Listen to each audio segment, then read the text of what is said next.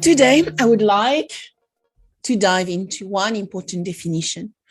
What does venture scouting or technology scouting mean? They are the process of identifying, evaluating, and recommending startups or technology ventures for future collaboration, partnership, and potential investment purpose. In recent months, companies around the globe have seen new types of challenges affecting them all. So some of these challenges for me include changing customer needs. Think about the I want it now type generations with no engagement friction, rising competition. And this doesn't need to be about the fast-moving dominance of BigTech. It also includes the arrival of new digital market entrants. And then the increased market volatility. I mean, think about your Bitcoins and other digital currencies you may be investing in, and those are experiencing continuous ups and downs. Today, there is no choice, I think, as shown by many of the GAFAs, meaning Google, Amazon, Facebook, Apple, and so many others. Strong technological competence play a crucial role in maintaining and improving companies' competitive positioning, regardless of business size.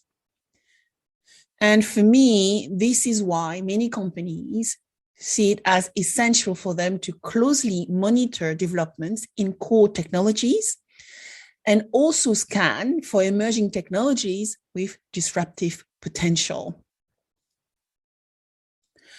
The approaches used to source technology are divided into three types of frameworks. And these frameworks are not mutually exclusive. So one, you have technological forecasting. Two, you have technological foresight. And lastly, three, technology intelligence. So let's start with technological forecasting. This was developed in the 1970s and was used to identify data and use data from the past to anticipate the future.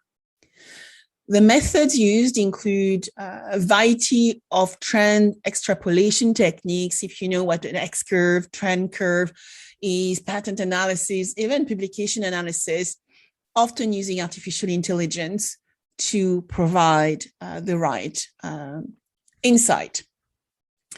Then you have technology foresight, and this came about after the previous approach.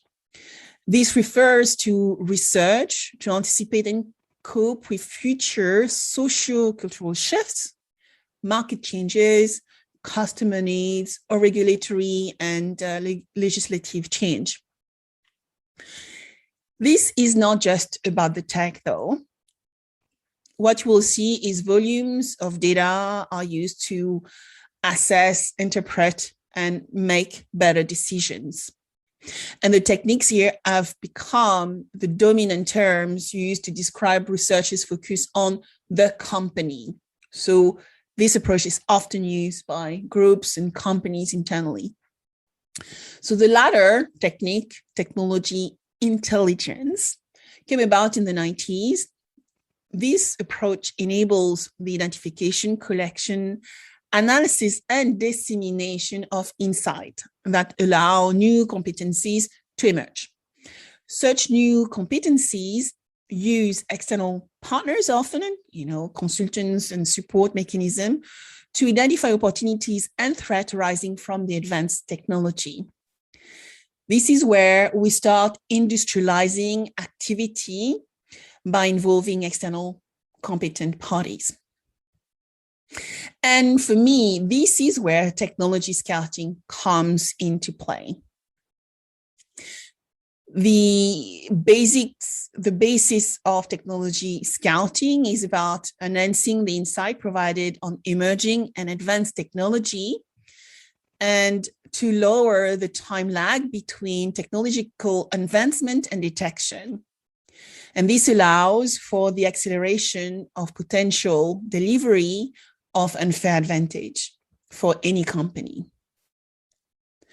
Then, in an environment impacted by technological complexity and the globalization of R&D capacity, the success of the identification and usage of external sources of knowledge becomes crucial to ensure the success of any business. And this is why venture scouting or technology scouting has become more and more important. So those techniques tend to be divided into two different streams. First, it's about identifying the advancements in science and technology that a company can use via technology monitoring and scanning. These must be aligned to a company strategy. And then it is about the facilitation of the execution of the sourcing of the technology and the innovation coming from technologies. And that process needs to be operationalized if the right outcomes are going to be achieved. So I also want to talk about the team, who does the work. So usually you have venture or technology scouts who play an essential role in identifying valuable sources to do the scouting.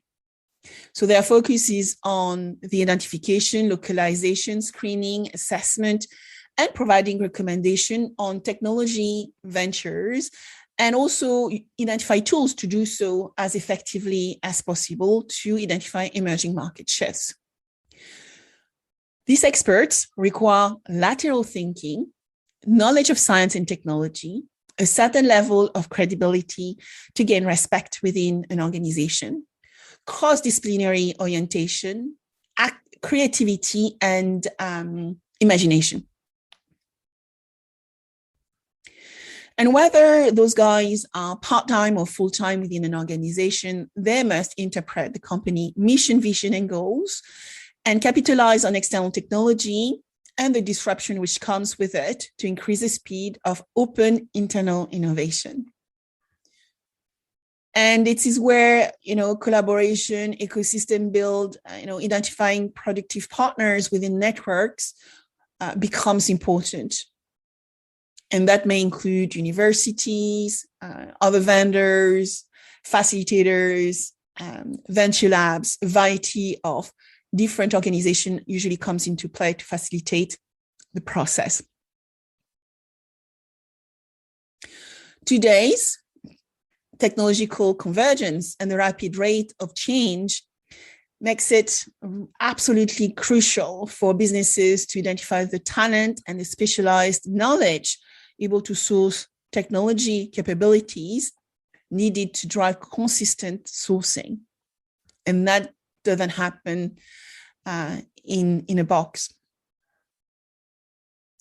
In a broader sense, the goal of the venture or technology scout is to facilitate the identification of opportunities and threats arising from technological development at the earlier stage and provide the technology insight to shade away those threats. So what are the processes and motivation for those involved with technological or technology scouting?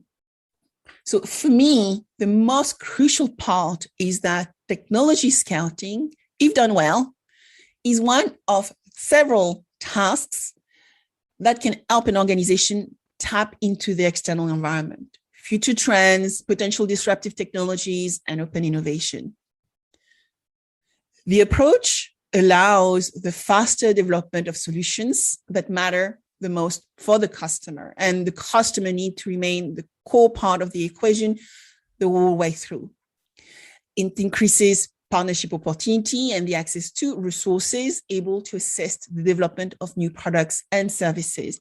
So think about a McKinsey 3 horizon model, where on the bottom left corner, you have efficiency innovation, moving to the middle with product and service innovation, and the latter side of this box toward the right, higher right, the game-changing innovation. What you need is find the right balance to identify technology, emerging technology, and threats to make sure that a company remains always on the pulse of the customer needs. Think about venture or technology scouting as an early warning system for companies to make better innovation decisions. One of the biggest obstacles to innovation is often the regional limitations and the siloed way of thinking in many corporations that know that to remain competitive, they need to acquire valuable information on emerging technologies at the earliest stage as possible. So how are technology scouting activities delivered in most businesses today, and how do they favor startup founders and their companies? I think this is done through pure research for some, and at least when it started, it was pure research for some. I've seen many well-known companies work on various high insight reports on technology radars to codify information about the manifestation and evolution of new technologies.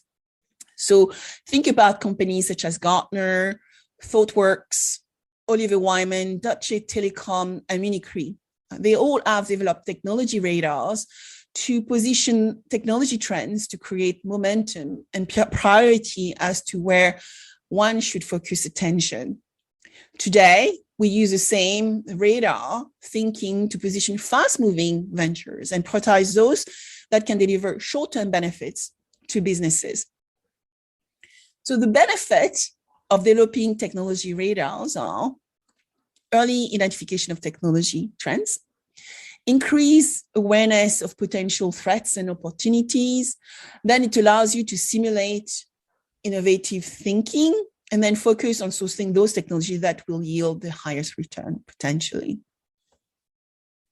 So here I thought I will share some implementation tips for you. As you think about your technology scouting process, think about the following step.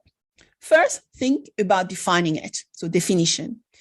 Here you need to develop a clear problem statement and evaluation criteria. Then think about curation, which is about identifying technology solution aligned with the problem statement that needs to be solved. This cannot occur in a vacuum. Then you go into a validation process. Validating means looking at how you are going to align precisely the evaluation criteria and the technology findings. And then you can go into selection. Most relevant technology are selected, refined, and evaluated through an iterative process. Test and learn. Then you evaluate. So we go into the evaluation stage. So during the evaluation stage, the technologies are rated based on their market impact and their level of complexity. We often use other metrics such as founding team execution acumen, technology relevance, or uniqueness, for instance. If you know what the zero effect is, value, imitability, rarity, and organization, that also comes into play. Then we look at dissemination. So that's where the technology scouts become really key. Because through their research of the technology, they need to outline summary findings of what they found, and then provide a visualization view of their findings. So that is what is called the radar, and help accelerate decision-making. So the last phase is the experimentation phase.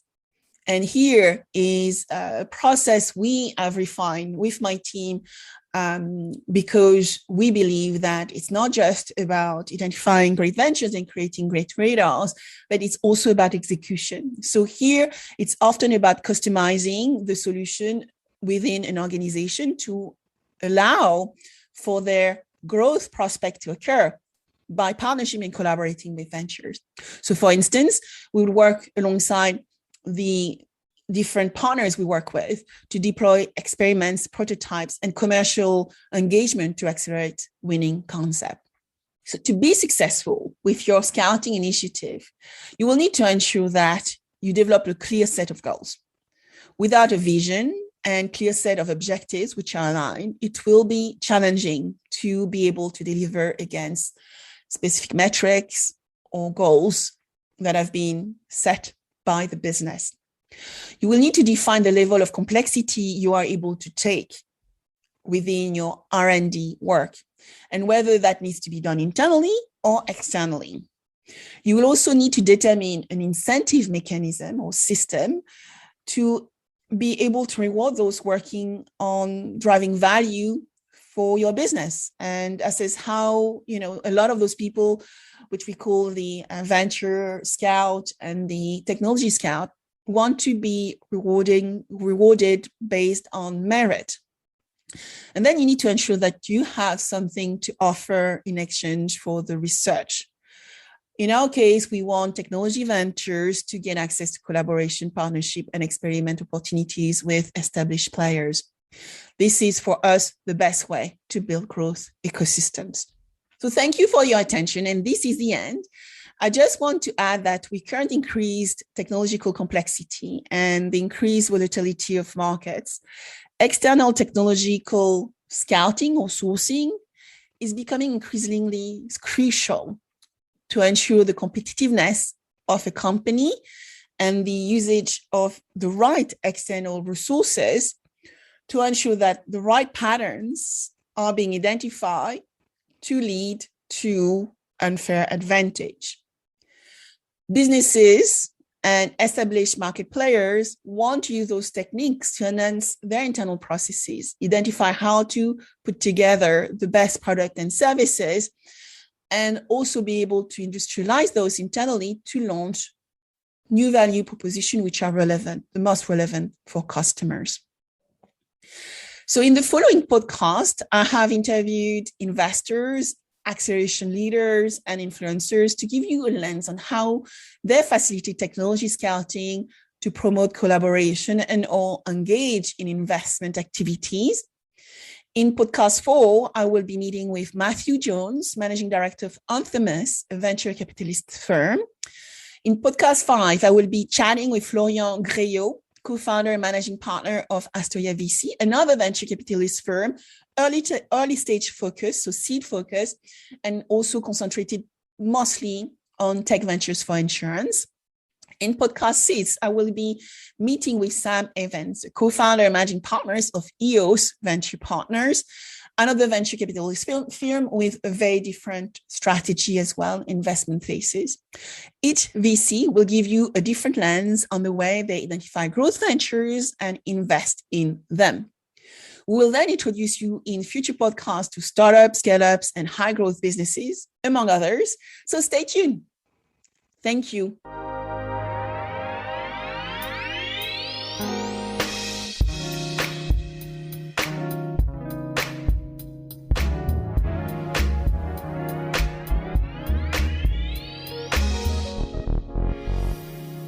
If you like this podcast, subscribe now, share with your friends, and if you enjoyed it, please give it a 5-star review.